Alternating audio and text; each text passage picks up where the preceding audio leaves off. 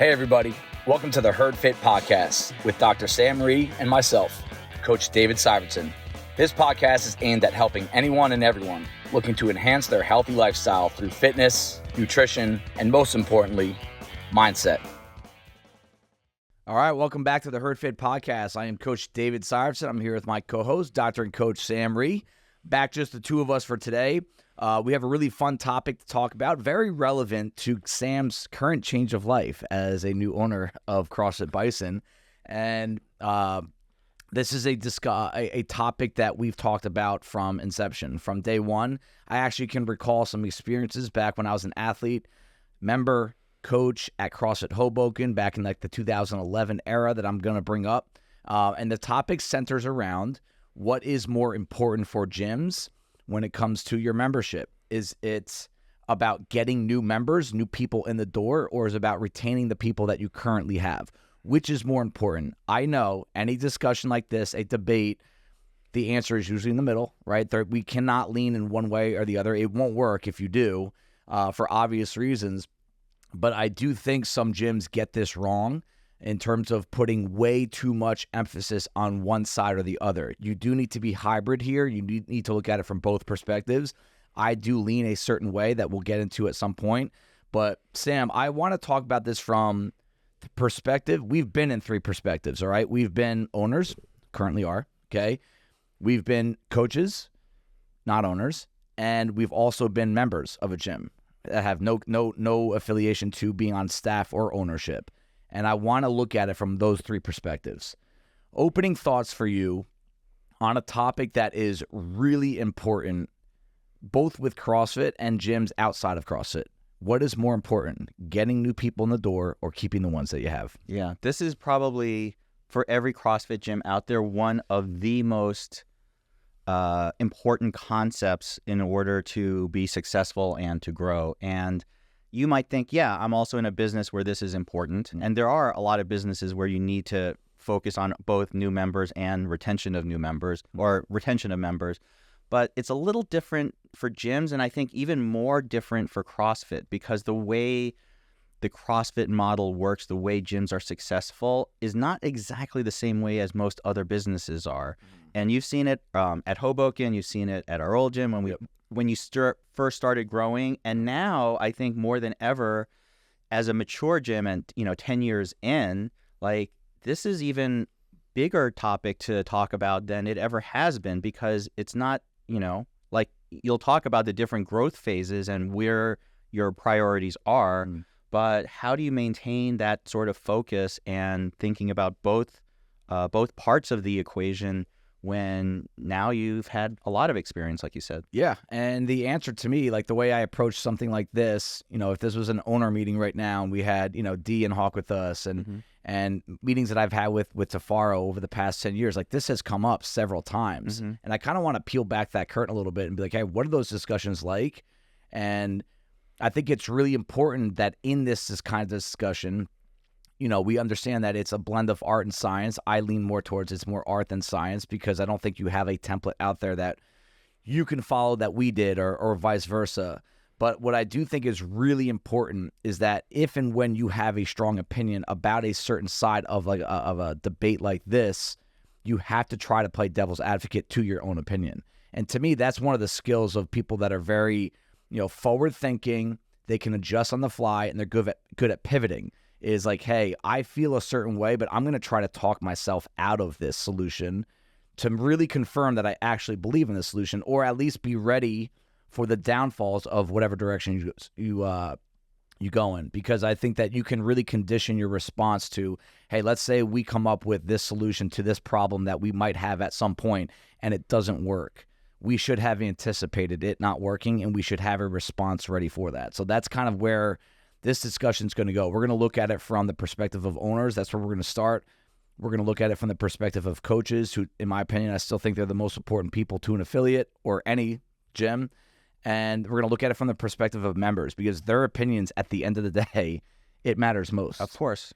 So that those are our clients, our customers. All right. So business is business. Okay. If we had no emotion, and there is a time and place for this approach, where we're only looking at the bottom line, that it would be a pretty easy answer to this. And this is why I think a lot of people that join ownership or own an affiliate that are not exactly involved in day-to-day operations in the community, right? They are looking at this from, hey, we need the bottom line to be higher. We need to make more money. And which is what's hard about this in terms of giving macro general advice. There are some gyms out there that, their people have their income. Majority of their income is coming from that business. So it really matters how much. Other gyms are like, hey, it's a side gig. I don't need this. If it falls apart, I'm going to be okay. They might lean more towards, hey, it's okay if we make $2,000 less per month, $4,000 less per month. It's okay because it's not going to affect my personal life. So you have to kind of consider that this discussion can kind of tailor to both those sides, and we have to bring up both those sides. So let's look at it from the perspective of this place is feeding families. Like we have multiple full-time employees that this is their, the majority of their income. I'm one of them, right? This is the majority of my income comes from this place. And with that, it's a unique job in that I don't have a set salary. I don't make the same amount of money every single year. Part of my money, not all, but part of my money is based on how well we do or how poorly we do. And you can go one of two ways with that. You can go in the direction of, hey, there's no limit to what I can do. There's no limit to how much money I can make. I can keep going. Or there's also, this can really bottom out. I can cut my income in half next year, and it wouldn't be a surprise to that many people that it happens all the time. Sam, you're in a position where you invested into this place, right? And you're not, buying dinner for your family tonight based on dividends that you get from CrossFit Bison. I hope not. But however, there is a goal. It might be a small goal, it might be a big goal, but there is a goal to get some money from this place because of what you've invested into it. If I put you in a corner, and then we'll open up the conversation a little bit more, and I said, hey, what do you want to do, Sam? Do you want to keep people here, or do you want to get more people in and potentially really raise, the bottom line? Tough answer, I know. Yeah. So the first thing is I would say, let me answer your question first. And as someone who's been here for almost as long as Bison has been around, I do love the people that I have spent all my time with. And if it was from an income perspective and we said, okay, you know what? Money is money. We got rid of everybody, but we replaced everybody with new people. That would really hurt. It would make me feel really bad. Like the income would be the same. Let's suppose we have 500 members, like 450 left, but we have 450 new members. I'd be like, wow, this is horrible. Yeah. So I am someone who really values the culture, the people that built this place, that have been a part of this place for a really long time. So to me, that is probably where I would lean. But on the other hand, I also realize that not everyone has stayed for as long as you have or I have. And, and there are new people, and they've brought so much positive value into the gym. And especially with like the comp yesterday, like the in-gym comp. Yeah, the Bison. Like just watching all the newer members, I was like, this is pretty awesome. Like the energy, like their perspective, their growth. So I can't discount that. But, I know what built this place. And to me, that's really foundational. Yeah, there's a loyalty factor, right? There's people that you kind of were working out with 4 people at 6 a.m. Well, really, when you started at 6 a.m., there was 3 of you, right? And now there's a wait list. And why is there a wait list now? Because more people have joined. And it's made your life more stressful because you guys probably have alarms on your phone to sign up at 6:01 p.m. because all these damn new members came into the 6 a.m. crew. That's right. So again, this is why this discussion go in a lot of different ways. It's like, yeah, you want more people because just take the money out of it. It adds to the gym. I mean, I can give you 10 people right now that joined the gym in the past 2 to 3 years. All right. So the previous 30% of our gym's lifespan that are huge factors to our community. Yeah. So if you ever went down the path of saying it's not important to get new people, you're missing the boat. That's the extreme. All right. We have to stay away from the extremes on both sides of this discussion. The answer is in the middle. We have to keep it our attention on that. Now, the reason why this came up to me personally was I was listening to a Hiller video and I forget, I don't want to quote him, but he was criticizing, I believe, Craig Howard from CrossFit Diablo, who I think is a 19-year affiliate now. Oh, wow. Yeah, they're one of the oldest. Yeah. And he was criticizing him in that, like, the Diablo, who I think I've actually messaged him a few times. We're going to try to get him to come on with us because I think we just have a lot of similar thoughts to CrossFit and owning affiliate, coaching an affiliate. And he is very big on, hey, it's more important to retain what you have. And Hiller is more about, no, let's get new people in the door. So I'm going to give a pretend scenario to you. And as an owner and the coach, Sam, I'm going to put you on the spot. I want you to say, what would you do to handle this situation? You're coaching a class of 30 people at 6 a.m. on a Thursday. Fun WOD. You're crushing it as a coach. You have a good warm-up, good cues. People are having fun. The music's great. Someone new comes in and just wants to check out the gym. And they're standing awkwardly by the door. If you've been coaching CrossFit long enough, this has happened to you. And you're kind of like, we're not a gym that has a staff of 5 people walking around. Like, you're usually here by yourself at that time on staff. Right. And if you are coaching that class, you're in the middle of a snatch demo, right? Or you're in the middle of a workout watching 30 people work out by yourself, by the way. What do you do? Do you see this person and you're like, oh, hey, I'm Sam. What's up? What do you need? Or nice to meet you. How can I help you? That kind of thing. Oh, I want to learn about the gym. What is CrossFit to you? Like, what is it? Why should I do this? What do you do in that exact moment? I mean, I think we've all faced that as coaches. Yep. You have a full class, it's busy, and someone new shows up, and you have to integrate them. So the first part of me as a coach when someone brand new is in there is to not take a negative attitude and be like, gosh. Yeah, like, because that is just a recipe for disaster. Turn off. Yep. I want it to be, I'm like excited. Like, yes. The first thing I have to do is flip my mind switch, like the Ben Bergeron, like, it's not I have to do this, I get to do it. Right. I get to show someone CrossFit for the very first time, which is actually kind of a big responsibility as a coach. So I want to make sure they feel welcome. So I am really it's important to me to introduce them, to get them to have people in our class know who they are when they first show up.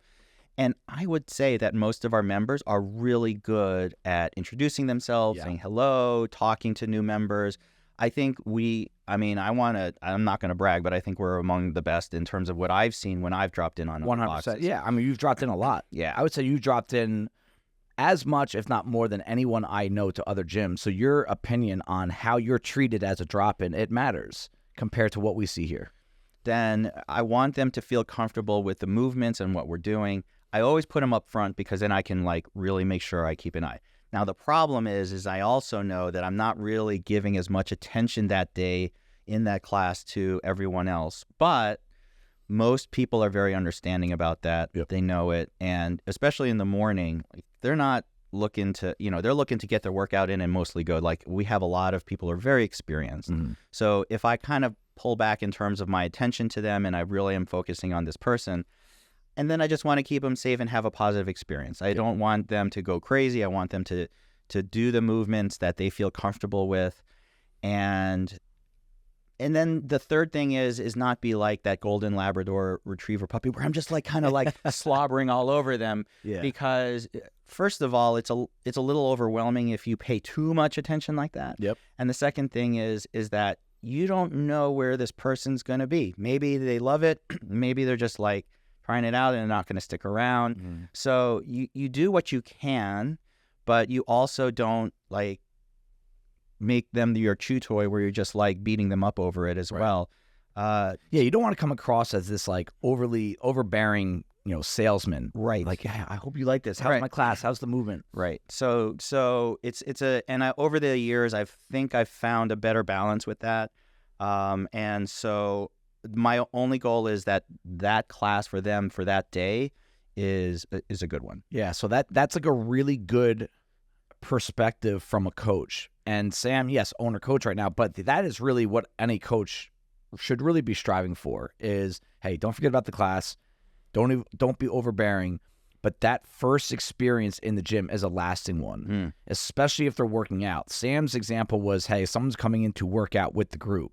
And another scenario could be this. Someone is coming in to check out the gym just to see it. You know, like I think every gym I've ever joined in my entire life, I went and saw the gym before I worked out there. It's like in regular street clothes. I just showed up and just kind of wanted to get a look. People would show me around.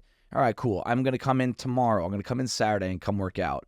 And if you're coaching a class and someone does that, what do? You know this person is not coming in to work out. They're just coming in to see it.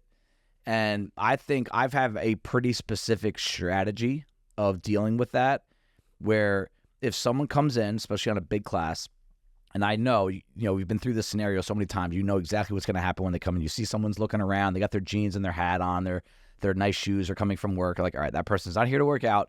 I don't know who it is. I'm going to go say, hey, I'm Dave. Real quick, you introduce yourself. Make sure you get that done as soon as possible. Even if you're mid-workout, mid-warm-up, hey, I'm Dave, real quick. Hey, I'll get to you in a sec. Just so that they know, because it is an intimidating place to walk into. And you know, CrossFitters, they're mid-wad. They're not usually the happiest looking people in the world either. So true. That you kind of make some eye contact with people that are working out, and they're kind of like, who are you? What are you doing here? So you know that you have like a very small window of time to get over to that person, be that smiling face, welcome, hey, let me get back to you in a sec. That's where I think coach owner, this is where it's really important. I still believe that the class is the most important thing that goes on inside that gym. So even if someone walks in that's new and just wants some information, they want to be showed around, I am going to, yes, introduce, but I will also say, hey, I'll get to you in a sec. I'll be right there. I'll be right back.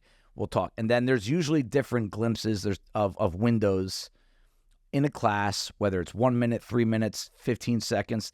Hey, real quick, start, doing your spiel. Hey, what's up? Do you want to watch class? Are you interested? I can get you a chair. You can watch the class. And then every now and then you get another glimpse of a window of like, just, hey, so where are you from?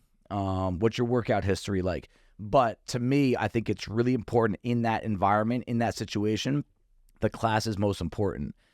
Sam's situation where the person is in class working out with them, we've struggled with this for a long time. They need a lot of your attention. So there are days where your more experienced athletes aren't even going to get a look in that kind of environment because we don't want someone getting hurt. And it's not even, to me, that's not even a business decision. It's just like a humanity. Like, I don't want to watch someone get hurt. So I want to stand here and make sure they're doing their thing safely.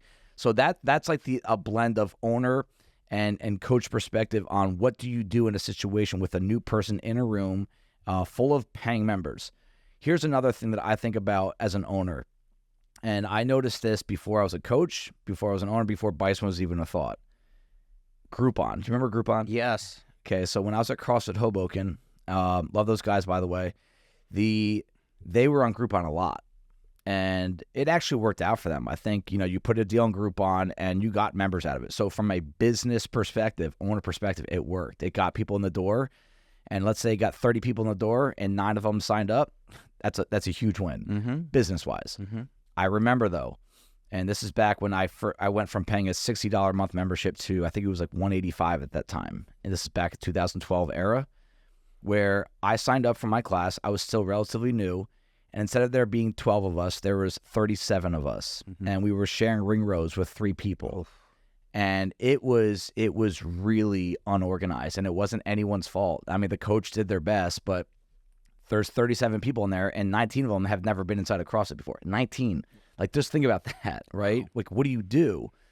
And I remember thinking in that moment, I was like, I'm paying a lot of money for this membership. These people that are coming in are here on a $20 Groupon, and I'm the one that's getting the shaft here. And that thought has stayed with me to this day, that a paying member, someone that's paying a higher than average gym membership, they deserve the respect of an owner and a coach to be a priority, maybe not the priority every single time, but a priority over someone that's A, either not paying at all, or B, is getting a discount. And that to me is where the loyalty factor comes in. What are your thoughts on that? You could speak out of both sides of your mouth now if you want. This is really important, and I know we've talked about this because I sent you articles about Orange Theory Fitness and other fitness type of businesses out there because, listen, we have to be aware of what other people are doing. You can't just poo-poo everyone out there. You got to see what's going on and see, people might be doing something better than what CrossFit is doing, and you have to see it. But they are having issues because they're doing exactly what you said was happening at CrossFit Hoboken. They are discounting new members so that they're paying much, much, much less right now than existing members.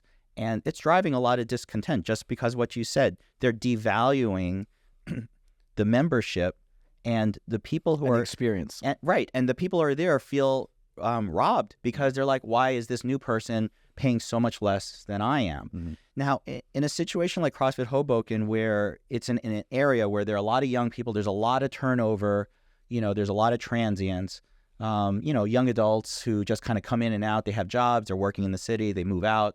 That might work for a place like that. Right. But if you're in an area where you value stability, you value growth and member retention, that is a terrible way to drive members, because everyone, I can guarantee you this, if they know the person who is sitting right next to them doing those ring rows had paid half of what you paid, that's a terrible feeling. And it also is like, why am I paying this? What is it worth? To the owners, it's only worth what the new member cost is. Right. And the other thing is the people who are Groupon shopping, and I know this, are looking for cost. Yes. They're not looking for value. They're not looking for quality of product. They're looking for the cheapest product. Right. And so the minute their Groupon expires, they're on to the Barry's Bootcamp or the Orange Theory or the F45. And so to try to pull members that are going to actually stay with those type of discounts is very, very difficult. Yeah. I mean, that's a great point. Those are great points in that, who you actually bringing into your gym as an owner when you put yourself on some sort of discount code like that. And I don't want to criticize any owner out there that does some sort of discount or, New Year's deal like that. That's a part of marketing that you need to do, but there is a line that you can't go past because of the loyalty factor to your members. And to me, you could probably start to hear where I lean towards as an owner. I think that the retention is much more important and impressive than new members. When I was a new gym owner, we had 14 members. Then I got asked by friends and family all the time, so how many more members did you get? How many more members did you get? And you almost get addicted to this. Like, we got 6 this week, we got 2, we got 0, we lost 1. That is the inception. That's kind of like your rite of passage as an owner. Like, you do need to get the numbers to a certain point to operate the business. So, to early gym owners, yes, you need to get those new bodies in the door. But we're talking more about, hey, we're established, we're here. We ask ourselves all the time, Chris and I used to talk about this all the time, could you get another 100 members in this gym right now? And I think 100 is probably a little aggressive, but let's say 50. All right. Could we get another 50 members in this gym? You do the math. It does this to your revenue. It does this to your profit. It does this to your plans for the future of the business, blah, blah, blah, right? My answer is yes. But I also know that if you got 50 new people in the next month, I bet 40 of them or 30 to 40 of them would want early morning classes.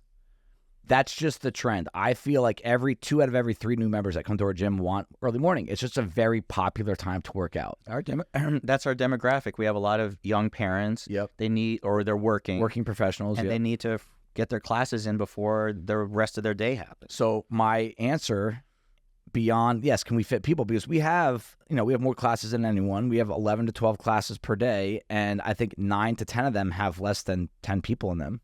They're the midday ones. Yeah, midday and even nighttime. There are spots, there's a lot of spots open at night where people could come in, and this is the struggle that we have right now is I don't want to continue to try and go get more members with marketing and this and deals, because I know I'm fearful that a lot of those people are going to want to come in the morning. And because we care about the people that come in the morning, and because it is one of the issues that we have in our gym right now, is how big those classes are getting in the morning, and among other things that come with that, people canceling and people getting locked out of classes. And, you never want to have a paying member get waitlisted. Yeah. Some of it's like, hey, suck it up, find another class. Mm-hmm. The other part of it is, that's a whole nother topic of discussion. Yeah. Of how to cope with that. But that's one of my biggest roadblocks is, yes, if you put me a gun to my head, yes, I want more members. We want to make more money. We want to spend more money. We want to make the gym better. Yes, I want to bring more money home. Absolutely. I think anyone that's being honest would say that, but not at the expense of the people that are currently coming here. And that's where this is a really tough situation to solve from an owner perspective. It's so funny when you hear the 6 a.m.ers and they see someone new come in at 6 a.m. because they're like, oh, now there's another competitor, one more to fight on the sign up app, and a lot of them have no idea that it's an issue, so they're just like, hey, I'm John. It's a good problem to have as an owner, honestly, that people are fighting over, or that you have a class that's very popular or classes. Mm-hmm. And this is another topic, like you said, and we've been wrestling with this for like 15 different ways. Yeah. And we're still wrestling with it, and hopefully maybe we can help figure out some things that might make it better for our members. But you're right. It's just a really hard situation, and I go back and forth with it all the time with you. Like some days I'm like, we got to get stricter. Some days we're like, no, we got to figure out other ways of doing this. Yeah. I don't know. I think you've seen it from a growth perspective, right. and now you're seeing it from a more of a mature, like built out gym perspective. Mm-hmm. How do you feel about that right now?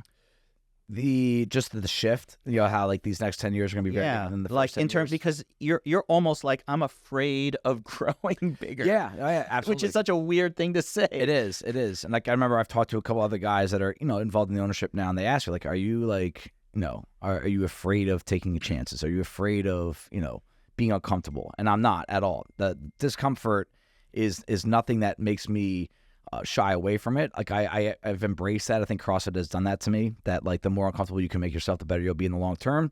But I think one of my personal struggles as an owner is I care about the people so much that I do think there's some times where I care about them more than I care about the business getting better and making more money. This is where, as a business partner, does that bother you? Well, I feel like we really do need, as a mature gym now, we do need to focus on our new members in a big way that maybe we haven't really focused attention. I know how I feel and I know my bias. So I'm like kind of trying to fight that bias and say like, listen, if anyone sticks for more than 3 months, I'm like kind of leaning in on them because I want them not to feel like, because we always have all these stories, right? Oh, remember in the day we used to do this. Yeah. Oh, like we do this and this and this. And I know that new guys are always like, well, when do I get to start talking about my story? What can I be part of that right. crew? And so, and I don't want it to be an experience where they're always feeling like the junior, the newbie or whatever. And so they need to, sort of make their own path and have their stories and then like have their culture too. And like you said, the ones who've been around for 2 or 3 years, they've built this gym as much as anyone else has over the past 2 or 3 years. Absolutely. And the new guys who have come in, like there were a couple new guys men and women yesterday. And I was like, look at these guys. Yeah. Like they are fearless, like to come in with all these people who have been around for, 5, 6, 7, 8, 9 years, and they're just like killing it, like just giving it their best effort. And that's what made Bison what it is today. And it's like they deserve, if we're still here 10 years from now, we're going to look at those people that you're talking about right now and be like, dude, they got us. Right. And so I feel like we actually need a little more focus on the newer members that are in our gym and not be afraid of like kind of really lifting them up a little bit. So that's a perfect leeway. It's almost like we've done this for a while, Sam. Got some chemistry here of a discussion that we had with someone yesterday. We were at a birthday party last night together, and we got talking to someone that's been CrossFitting essentially almost as long as us, maybe a little less, but he's been doing it 6, 7, 8 years. And he falls into the demographic, these personal life situation of countless CrossFitters of, hey, I started kind of soon after college because I needed something to kind of keep my momentum going. I was young, I was fit, I was available, I had a lot of free time. My body felt great. I'm still in like that prime stage of my life. I didn't have kids, right? Wasn't married. It was just me, my job, and my workouts. fast forward 8, 9, 10 years, and this is applicable to myself, to so many people in our gym. I would say the majority of our membership, right, is the life has changed so much that they are no longer the fire breathers. In some ways, they've actually become the person that criticizes the fire breather. Yeah. Oh, you still compete? Oh, you still work out 5 days a week? Oh, you still want to work on handstand walks and snatches? Like, bro, that's not me anymore. I want to work out, feel good, look good, and maybe hang out with some friends at the gym.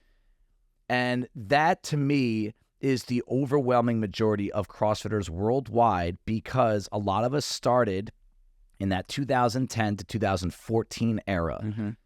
And life has changed so much in that decade. And by the way, we're 10 years older, right? You know, we've had some scrapes and bruises, okay?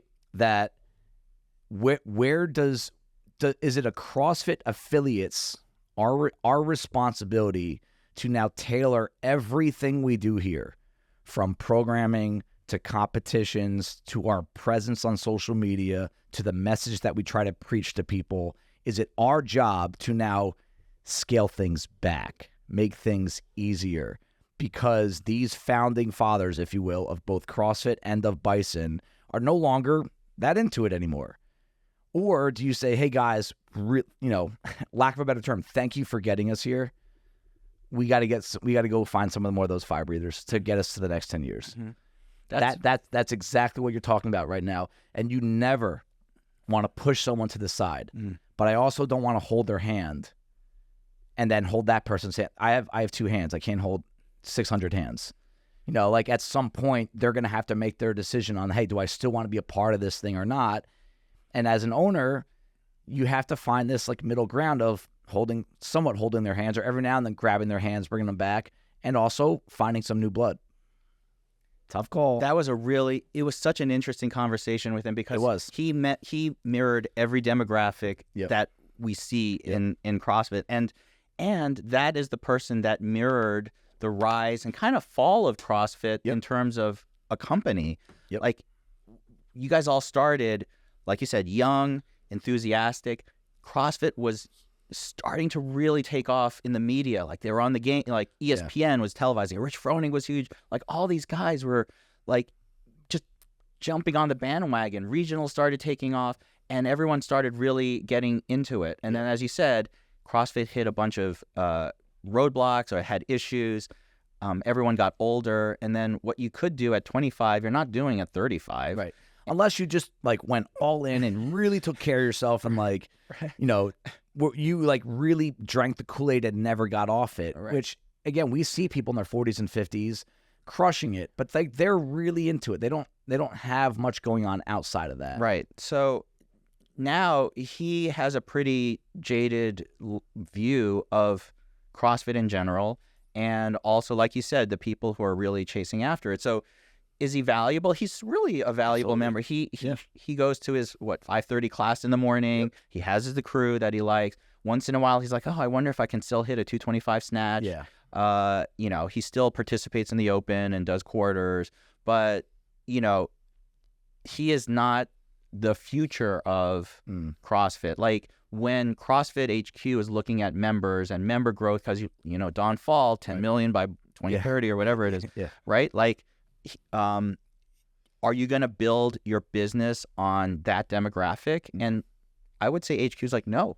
And so as an affiliate, are we going to say, are we building our growth on someone like him? Or do we have to find the people, like you said, who now are discovering CrossFit for the first time, getting really enthusiastic and really sort of pushing us forward? Yeah, like the tone of this conversation right now is kind of leading me down this path of saying, hey, we should always be trying to spread the CrossFit word, the CrossFit message to people that don't know about it or don't have not had a good experience with it, and we can provide something better. We should always be trying to bring them here and show them how we do it, and then have them make their call whether or not they want to stay.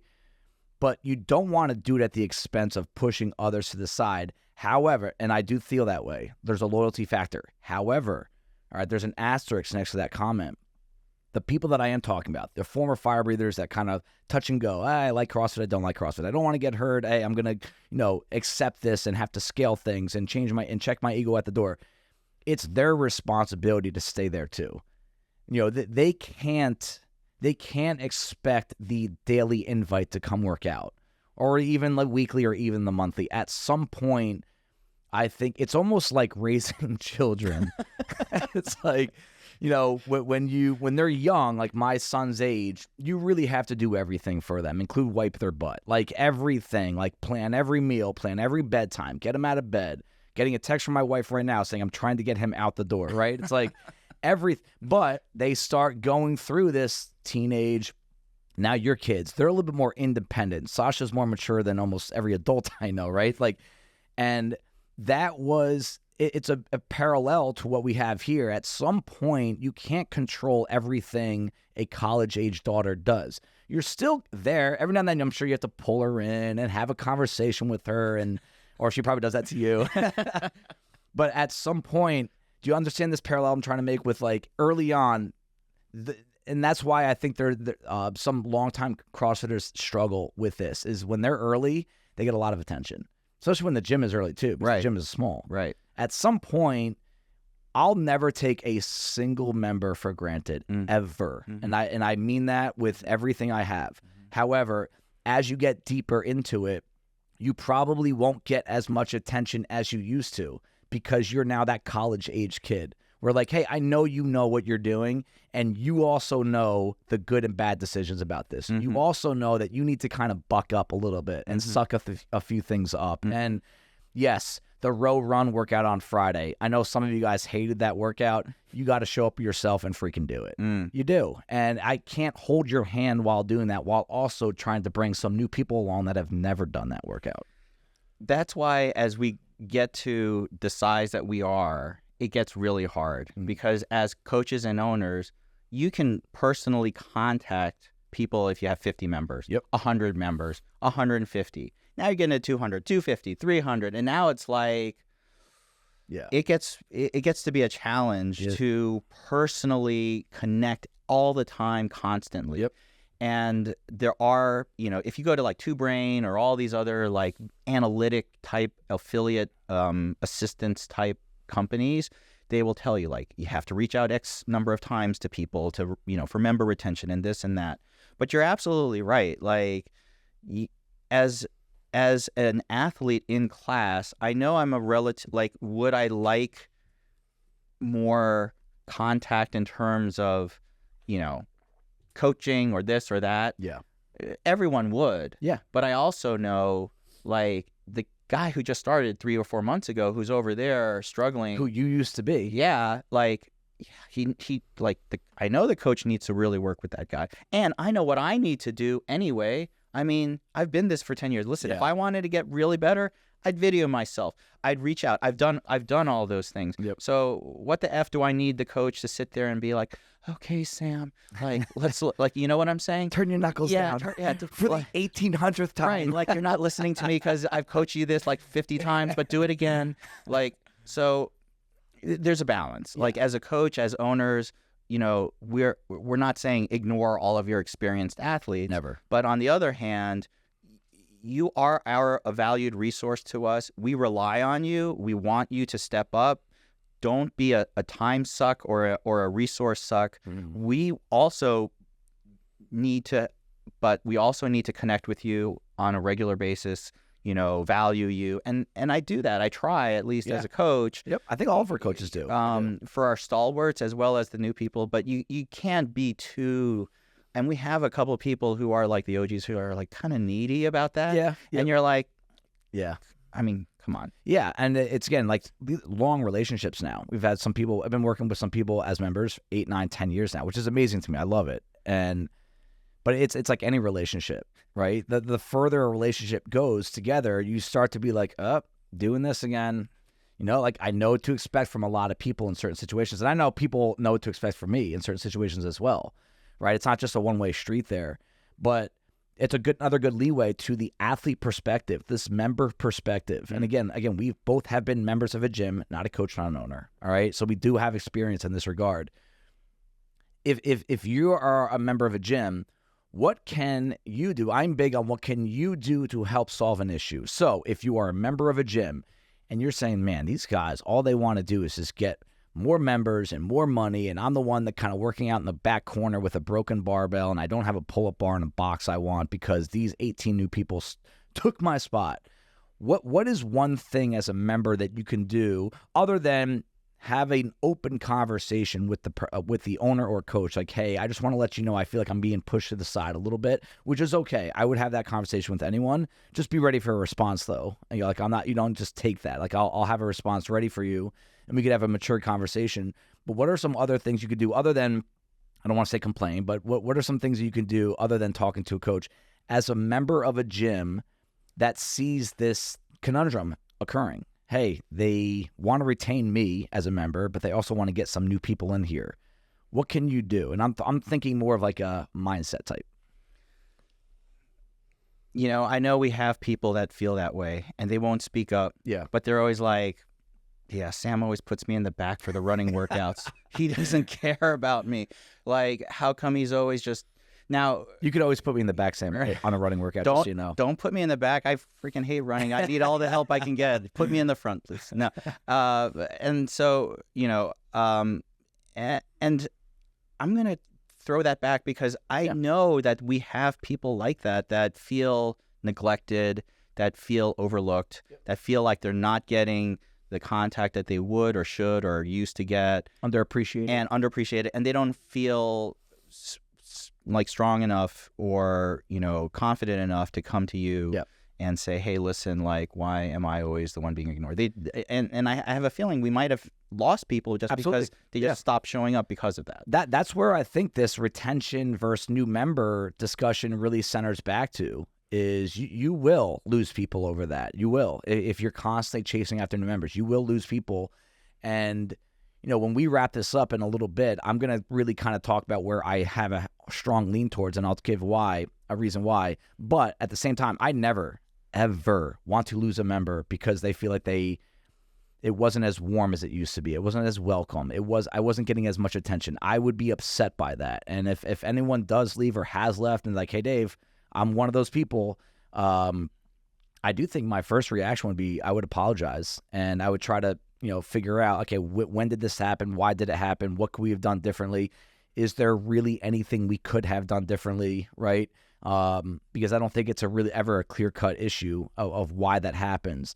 But if I'm a member and I'm starting to feel that way and I don't have the confidence to go and complain about it, because some people literally don't want to bring it up because they don't want to be a liability. They don't want to make you upset. Right. Or they're just not complainers in general, right? Where I think that what I would do is, you know, if I really can't go have a discussion about it, what I wouldn't do is I wouldn't talk about it with others, because that's when the infighting starts, right? You know, we bring up the gossip and the culture, and seen that. That's where I think that would be a mistake by the athlete to start. If you are going to talk about this, if you are brave enough to talk about feeling that way, it should be with the person that is in charge of the place. So that the gossip stuff would obviously need to be pushed to the side. Part two of it would be this. A lot of athletes that feel underappreciated, people in general that feel underappreciated, the question I always want to ask them is, how often do you show appreciation for those people? How often are you thinking about the other people in the room that also need to feel that appreciation and attention? 9 times out of 10, from my experience doing this and just working with people in general, when someone says they're underappreciated or I'm not getting the attention, it's usually coming from a very selfish place. And I think that a CrossFit community thrives, a culture thrives when you have a room full of selfless people that are constantly, not some of the time, constantly thinking about others more than themselves. And if you can shift your mindset to that selfless approach, right, where you're putting others before yourself, I think it's kind of easy to realize and see that in most gyms, and I think this is one of them, where you're not really single-handedly being pushed to the side. It's that attention that you are really wanting is going to other people. The argument can be, hey, Dave, it's always the same people. You're always like, I had someone recently come up to me and say, like, you're always talking about football with your buddies during class. And I'm like, damn it. Well, you do. I know. And I'll take that. I won't argue. I won't fight it. Like, I'm actually have made a tangible effort to get to every person in a class and talk about something beyond CrossFit. Classes of 30, it's a little bit more difficult, but you have to do like this little, I'm even keeping track of who's partnered with who on Saturdays. Oh, good idea. So like when I'm not coaching, right, to make sure that I'm not double dipping that same pair. Right. Like there's little things that you can do, and you have to be humble about that. If someone says, Dave, you keep putting these people together, or you keep talking to these people during the downtime of a 6 a.m. class, the coach side of it needs to be humble enough to be like, you know what, if maybe they're right, maybe I need to do a better job, and now I'm going to make the effort to do that. The athlete side of it, though, you also have to consider that you're not the most important person in the room, and you probably never will be. And you might not even be the second most important person in the room, and you probably never will be. And if you can go down that path, I'm not demeaning you at all. I'm saying no one in the room is more important than the other. So maybe you don't deserve that attention. Maybe you don't deserve that appreciation. And then I like to do the extreme ownership side of it. What do you do to show the appreciation of others in the room? That's one thing I've worked with Rafi with the mindfulness stuff is how often do you spend time just being grateful? And I think that can solve a lot of these issues with people that are looking at a gym that you've been at for 8-9 years, and now all of a sudden you feel like no one's looking at you. And in most cases, Sam, it's not true. I agree. And I think one of the things that I find that these people have lacking when they're unhappy like that is like they haven't connected as a community with other people as well as they might have or should have. Yep. So as a coach, I am particularly aware of people who are new because they haven't really formed a lot of connections with people. And I always am so happy when they finally like have a gym buddy or someone else in the class they kind of connect to, and I know like a lot of established athletes, they have really tight connections with people. So I never worry about them. I don't have to like reach out as much to them because they got their crew. Right. They have a clan. Right. So as a coach, my goal is to try to see if I can get the ones who are not as connected to connect. And sometimes they naturally do, but sometimes you kind of have to like help it. And I think you're really good at that in the sense like yesterday's event, the Bison Bowl, which is our intra-gym competition. Like it was, the way you mastered it was, one, you set up, it was unique for this year with the scaled hybrid RX athlete as a trio. Yep. And then there are no divisions, no division, no RX, no scaled, and the workouts were all set up, which was really complicated, so that you could pick and choose which part of it you could do as a scaled RX or hybrid athlete. It was inclusive and challenging. Yeah. And to watch the relatively newer athletes interface with all the, because most people don't know anyone outside their class. That's a good point. So they were mixing with all these different people for like hours, talking to them, working out with them, getting to know them. And it was like mixing everyone up. And that got a lot of the newer athletes a great experience in terms of the community, in terms of connecting, where maybe they just felt kind of isolated because they're like, I only go to the 415. I don't know anyone else. And I don't know that many people in the 415. Now they're like, they were forced to like really work with all these people. And I got a lot of really positive feedback about that. The other thing is that's really hard to do. This is your 9th year of doing that. And the way it worked, how the logistics went, how the programming went, how the teams.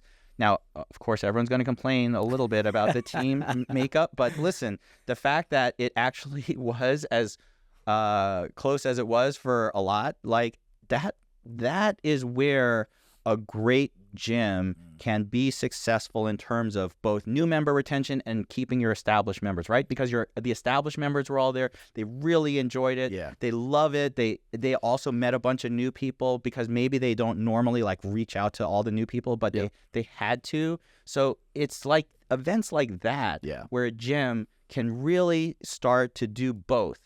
Retain the new members, keep your old members, and continue to grow that community. Yeah, it's a group effort there too. Like coaches like you and Ash and Liz helping out and Hawk and De Silva, but also the members. Like the fact that we have a Bison Bowl and we've had people there competing that are in that stage that we just talked about, late 30s, kids, life has changed. They don't perform the way they used to, and it's okay, right? but they've been here 7, 8, 9 years, and they're the ones embracing this. That alone, it just, I said this at the podium when I was thanking everyone. It's like, it means a lot to me as a gym owner that people sign up, because it adds credibility to the event itself, that people that have been here for 8 years, and yes, maybe they're not what they used to be, whether that bothers them or not really relevant. They're still there. Yep. They're still signing up. They're still trying hard. They're still giving high fives.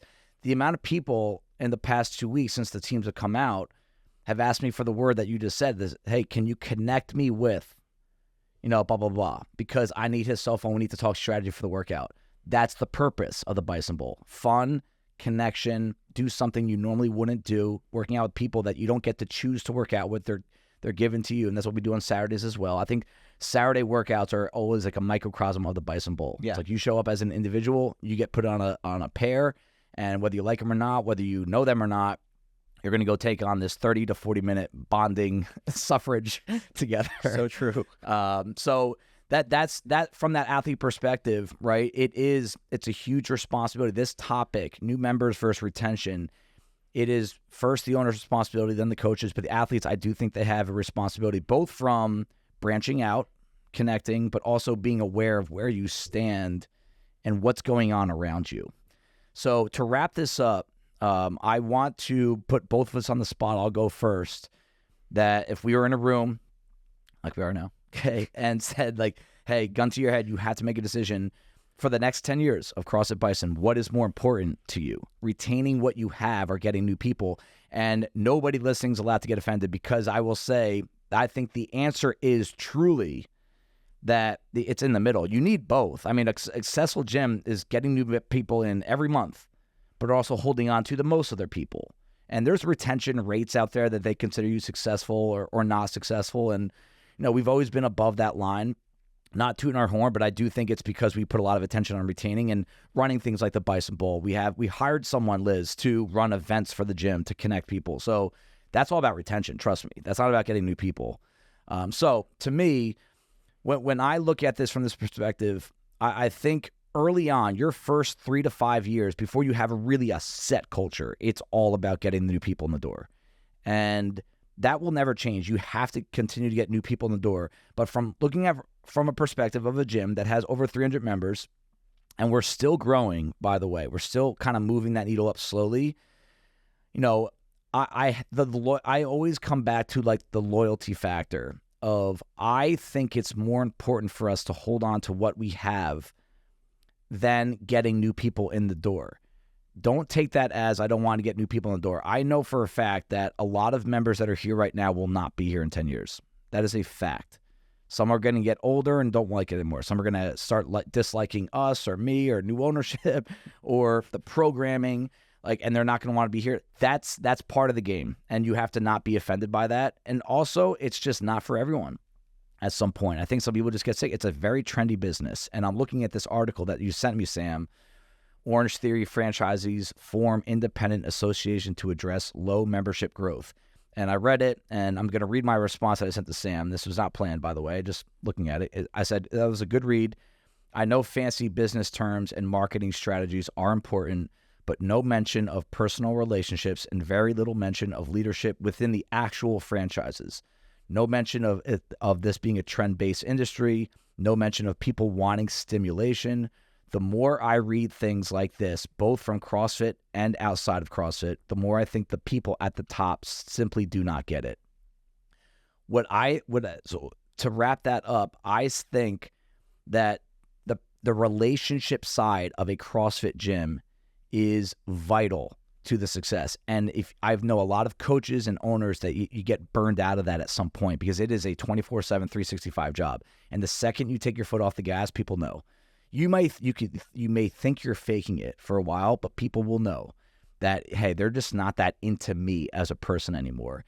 And that to me is usually the beginning of an end of an affiliate, is you start to really neglect the loyalty, the relationship factor of a CrossFit. So gun to my head, I think retention is more important. As an athlete, I would say retention, because that's who I am. I'm someone who's been around for a long time. Right. I'm going to just be playing devil's advocate. No, I want you to. And I want to say new members. Okay. And the reason being is that is a bigger challenge. It's harder to connect and make new members and grow, get new members and to grow and have them stay with you. Yep. Anyone can get new members. It's the retention of new members, which is the challenge. Yes. And so as an owner, I love all of our OGs. I love the people who have made this place what it is. Yeah. But I know as an owner, if I don't bring new people in, it'll disappear. This gym will die. Yeah. It will die. Yeah. So for me, as an owner, I have to use this culture to bring in new people, grow new relationships, make this place better because of that. Otherwise, we'll just be a bunch of old-ass people doing the same thing over and over again. 10 years. Yeah, and that, while it might sound like, fun to just hang out with the people that you can't survive that way. I even think just within this podcast, we've been recording for about an hour. Within this podcast, I've started getting pulled towards the new membership line just because of a few things that we've talked about. And again, never neglecting. It's a little awkward to say, but someone out there is going to be like, ooh, they just want to get rid of us. Like, no, I want people to be added to this community. I don't want the community to leave. I want because I do believe in this bison community is really, I've been saying this for, I think, 7-8 years now. It's one of the best groups of people I've ever been around. And it's really unique because not everyone here is friends. We don't have long history with each other. Agreed.